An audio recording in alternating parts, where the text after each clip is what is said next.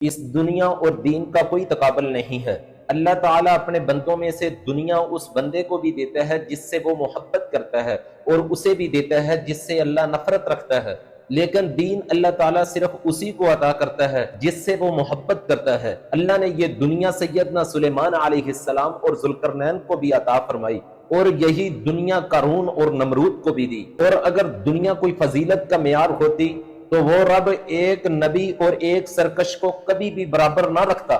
یاد رکھو، سب سے زیادہ غریب وہ لوگ ہیں جو مال کے سوا کسی چیز کے مالک نہیں ہیں۔ یہ وہ لوگ ہیں جو گمان کرتے ہیں کہ ہر چیز خریدی جا سکتی ہے، جنت بھی، اور وہ یہ سمجھتے ہیں کہ ان کی دنیا نے ان کو آخرت سے بے نیاز کر دیا ہے، کیونکہ وہ دنیا کے سب سے امیر ترین لوگ ہیں۔ حالانکہ مال زندگی کا ایک پہیہ ہے، خود زندگی نہیں ہے، یہ ایک وسیلہ ہے، منزل نہیں ہے۔ جب اسے قدموں تلے رکھا جائے تو یہ انسان کو بلند کر دیتا ہے، اور جب اسی مال کو سر پر سوار کر لیا جائے تو یہ انسان کو گرا دیتا ہے۔ اور مال کا مالک ہونا کوئی دین میں نقص پیدا نہیں کرتا، بلکہ بات تو اس کے الٹ ہے کہ نیک بندے کے ہاتھ میں پاکیزہ مال کیا ہی بہترین چیز ہے۔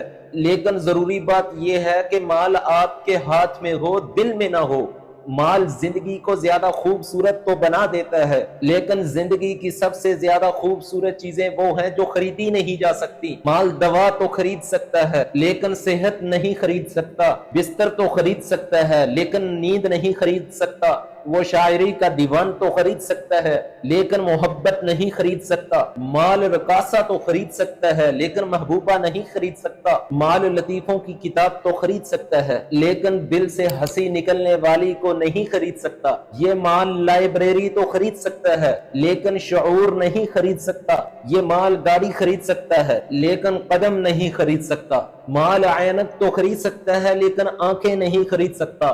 یہ مال چپلوسی تو خرید سکتا ہے لیکن دوست نہیں خرید سکتا۔ یاد رکھو، امیر ہو یا غریب، اپنے پیٹ کی غصہ سے زیادہ کوئی نہیں کھا سکتا، اور نہ ہی وہ ایک وقت میں ایک سے زیادہ لباس پہن سکتا ہے، چاہے برانڈ مختلف کیوں نہ ہوں، اور نہ ہی ایک وقت میں ایک سے زیادہ جوتے پہن سکتا ہے، چاہے اس کی کوالٹی الگ ہی کیوں نہ ہو۔ مال تو اس لیے جمع کریں تاکہ وہ آپ کی خدمت کرے، نہ کہ اس لیے کہ آپ اس کی خدمت کے غلام بن جائیں۔ مال کو خادم بنا کے رکھیں، آقا نہ بنائیں، اسے اپنے تابع رکھیں، معبود نہ بنائیں، اور پھر مال کو اپنی زندگی کے مطابق چلائیں، نہ کہ اس مال کو اپنی زندگی بنا لیں۔ اور ہمیشہ یاد رکھیں کہ آپ کے پاس ایسی بہت سی چیزیں موجود ہیں جو کبھی خریدی نہیں جا سکتی، تو مال کو سب کچھ مت سمجھو، اور اگر تمہارے ہاتھ میں مال ہے تو یہ اللہ کی خوبصورت نعمت ہے۔ قرآن میں مال کے لیے خیر کا لفظ استعمال کیا گیا ہے۔ مال بری چیز نہیں ہے جب تک کہ حلال ہو اور آپ کی آخرت نہ بگڑے۔ مال برا تب ہے جب پیٹ میں حرام کے لقمے داخل ہوں اور آپ کو متکبر بنانے لگے، اور آپ کو یہ احساس دلانے لگے کہ آپ جنت بھی اسی مال سے خرید سکتے ہیں، آپ کو کسی اور چیز کی ضرورت نہیں۔ اس لیے مال کو اپنے لیے فتنہ نہ بنائیں۔ اللہ رحم و کرم فرمائے۔ سلام پہنچے، جزاک اللہ۔ اپلوڈ کریں اسلامی کنٹینٹ، اتنا اپلوڈ کریں، اتنا اپلوڈ کریں کہ کوئی نہیں بھی دیکھنا چاہتا اس کے کانوں تک بھی آواز جائے، اس کے سامنے بھی اللہ رسول کی بات آئے۔ آپ کو کوئی سنتا ہے یا نہیں سنتا، آپ کو کوئی ویلیو دیتا ہے یا نہیں دیتا، پھر بھی شیئر کریں اسلامی کنٹینٹ۔ جس کی بھی اسلام کے بارے میں بات ہو اس کو زیادہ سے زیادہ شیئر کریں، اس کو زیادہ سے زیادہ ریپوسٹ کریں۔ آج معاشرے کے اندر بے حیا لوگوں کو، فحاشی پھیلانے والوں کو، ناچنے والوں کو دنیا سنتی ہے۔ جب میں نے ویڈیو اپلوڈ کرنی شروع کی تھی، میرا شوق بھی یہی تھا کہ ہر کام تک اللہ رسول کی آواز جائے۔ میں نے محنت کرنی شروع کی، میں آپ تک اسلامی کنٹینٹ پہنچاتا ہوں۔ آپ اس کو واٹس ایپ پہ لگائیں، اس کو فیس بک پر شیئر کریں۔ اگر آپ بول نہیں سکتے تو بولنے والوں کا ساتھ دیں۔ آپ جو اسلام کے لیے کرنا چاہتے ہیں وہ کریں۔ اگر آپ بول سکتے ہیں تو اللہ رسول کے لیے بولیں، اگر آپ لکھ سکتے ہیں تو اللہ رسول کے لیے لکھیں۔ نیکی کے کاموں میں ایک دوسرے کا ساتھ دیں۔ یہ گنے چنے لوگ ہیں جو سوشل میڈیا کے میدان میں اتر کر اپنے آپ کو خطرے میں ڈال کر شیطان کا مقابلہ کر رہے ہیں۔ اسلامی کنٹینٹ آپ کی وجہ سے کمزور ہے۔